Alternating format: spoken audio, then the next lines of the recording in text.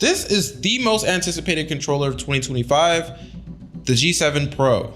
This past year, gamesir has dropped multiple different controllers, and the G7 Pro is actually a reimagination of their #1 selling G7 SE. That controller went viral for its own reasons. It has back paddles, a really good software customization, is licensed for Xbox so that you're able to play with it on console as well as PC. And last but not least, it's one of the cheapest controllers on the market, coming in at just under $50, which costs less than any standard console controller while still having pro level features. And now, over 2 years later, we're gonna finally be able to see what an actual upgraded pro version of a #1 selling controller looks like. First of all, it comes in 2 colors, Mech White and Shadow Ember. The white is super clean. I like it a lot for my setup because I've been experimenting with brighter colors, but the Shadow Ember is nice too. It's not just a boring black, there's a red gradient that makes it look pretty stealthy. The features are next, and we'll go into depth with everything so that you can fully understand what you would be getting. There's tons of key features. One of the first on the box is tri-mode connectivity, meaning there's 3 platforms you can use this specific controller on: PC, Xbox, and mobile. Also, it could get confusing, so I'll explain it really quickly. PC is the easiest option. You can use a dongle for wireless gameplay, and obviously for the lowest latency, you can also use it in wired mode if you want. Then for Xbox, this is an Xbox licensed controller, which is great, but you can only connect in wired mode. And lastly, for mobile, you can connect only wirelessly via Bluetooth. There's a bunch of other features on the back that we're also gonna go over, starting with the TMR sticks. And if you're unfamiliar with TMR sticks, let me explain, because this is really one of the reasons the G7 SE controller went viral 2 years ago. So let's say you buy the Elite 2 Pro controller from Xbox, which is a first-party controller, meaning Xbox produces and sells those controllers themselves.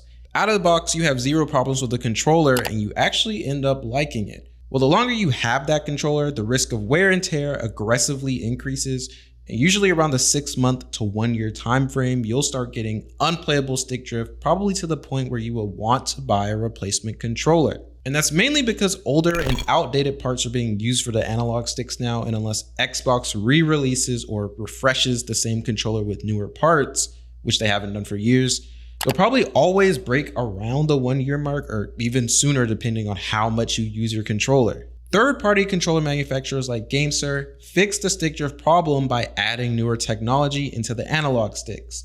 The G7 SE has Hall effect sticks, which uses magnetic sensors instead of physical sensors to completely eliminate stick drift. And their new G7 Pro has even newer, updated TMR sticks, which are almost exactly the same as Hall effect sticks, but they use a lot less energy so that your controller will have a longer battery life when playing wireless. This is pretty much the entire reason I think first-party controllers are overpriced and overrated. There's just better technology inside third-party controllers so that they don't break often. They usually come with everything a pro controller that's double the price comes with, and they always cost less so that you're not wasting your money. Anyways, now that we know exactly why this controller is so good, we can quickly go over the other features. There's gamesir's unique micro switch buttons all over, just think mechanical buttons. The face buttons are micro switch, the D-pad is also micro switch, the triggers can be switched to micro switch, which gives them a mouse click feel, and there's 2 new buttons near the top that are also micro switch that you can use if you play claw grip. That pretty much covers everything physical for the controller, and I can honestly say my first hands-on impressions do feel like a huge step up from the G7 SE. Everything from the updated sticks to the clicky buttons, and even the new colors, felt and looked really premium.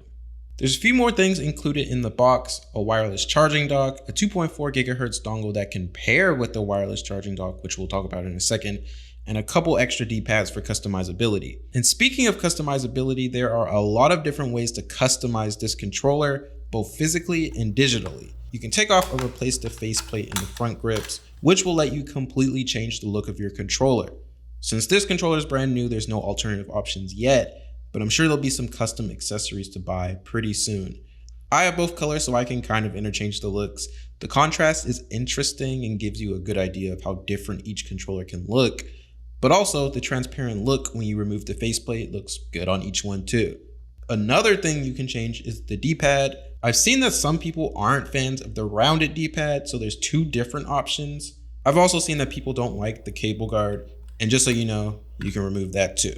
That's about everything you can do physically with the controller in terms of customizing, which is pretty cool. But the real game changer is in software, which is the gamesir Nexus app. This is your hub for everything having to do with tweaking your controller. You can do things like update the firmware, set up different profiles, remap buttons, set stick or trigger sensitivities or dead zones, change your motion control settings, turn on or off vibrations, max out the polling rate, and a few other things. I can say confidently that there is absolutely nothing to worry about in terms of customizing your controller on the software. Pretty much everything is there for a casual or competitive gamer, and it all works very well, especially for it being a third-party software.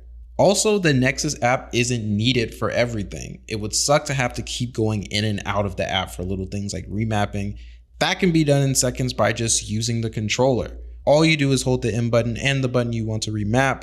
Then when the blinking indicator light comes on, you can then map the button that you wanted to the button of your choice. Everything about this controller is literally just convenient. And that's mostly where I think that it stands out from other controllers, because if I'm being honest, there's a lot of controllers out there. And to be fair, they can do all the exact same things if you end up paying enough money. But not only is this one of the cheapest controllers, it's just so much easier to use than anything else right now. Like, for example, here's something I've been waiting to talk about. There's the wireless charging station, which we've all started seeing come with these new controllers. But for this one, you can plug the 2.4 gigahertz dongle into the bottom of the station to combine both, which makes wireless docking way easier, and it'll save you the extra USB slot. You don't see these things on just any third-party controller. And right now, I'm just glad to say that it seems like gamesir thought of pretty much everything.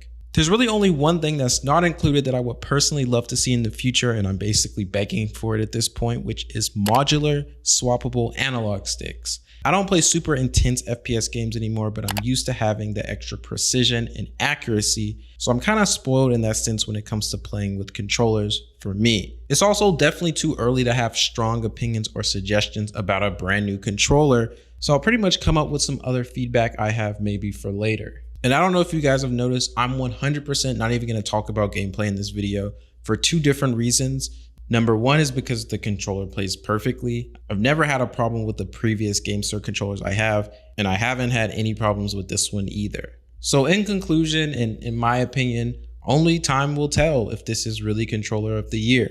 I do think you should buy one quick if you're thinking about it, maybe even both, because they're definitely worth it. And once again, I can confidently say it'll be one of the last pro controllers you buy for a long time. They're already close to selling out, which isn't surprising. So I will have a link to buy the G7 Pro in the description or the pinned comment below. Thanks for watching, and see you guys in the next one.